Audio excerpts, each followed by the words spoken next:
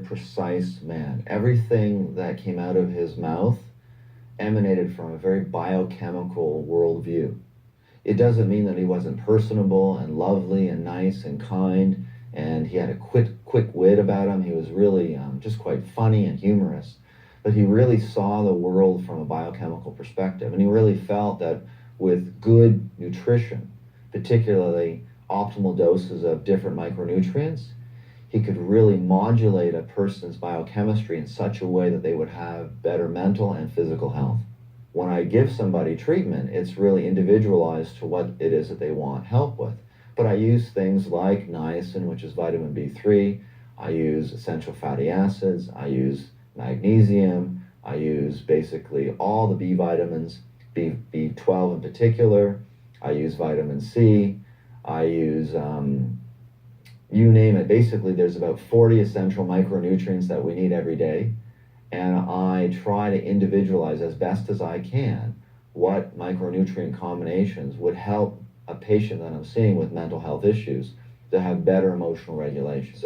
Jonathan shocked me, talking about just how damaging some psychiatric drugs can be to patients. They'll typically live on average 10 to 25 years less than somebody who's not on the antipsychotics, so they reduce lifespan, which is something that they're never told about when they actually are given the drugs in the first place.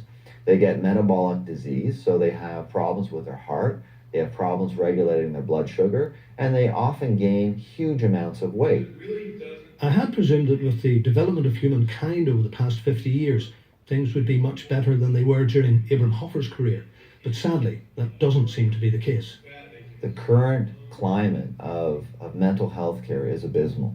It's just god awful. Psychiatric drugs are not correcting any biochemical problem.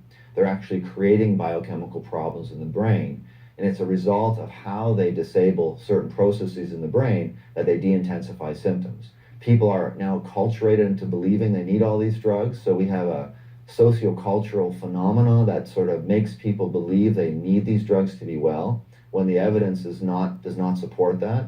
So people have been sold lies about how psychiatric drugs are actually helping them, when in fact all they're doing is disabling various brain processes as a way to de-intensify symptoms.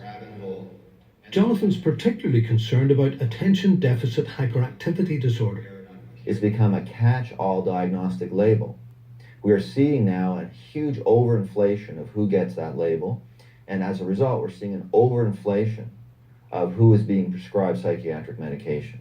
And to me, it's nothing short of, it's disgusting, it's despicable, it's inhumane. We should not be drugging our kids, particularly when their brains are so vulnerable, they're developing.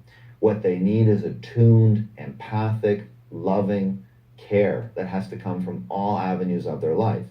Most of the time when kids are expressing the symptoms of ADHD, what they're really expressing is the distress in their lives. I don't know what to say. I don't know how to say it, except it breaks my heart. It's not the way a highly industrialized world should be tending to the most vulnerable. Most parents, because they are born into this very medically dominated world, they come to believe now that the only option is drugging, and that somehow it's fixing a biochemical imbalance. The only imbalance it's fixing is the imbalance that the parents feel because they're overwhelmed. There's no defect in a child who has ADHD in that child's brain. It's never been found, and it never will be. The only defects that are found are kids who are on medications. That's when you get different changes within the brain and different changes to how the brain functions.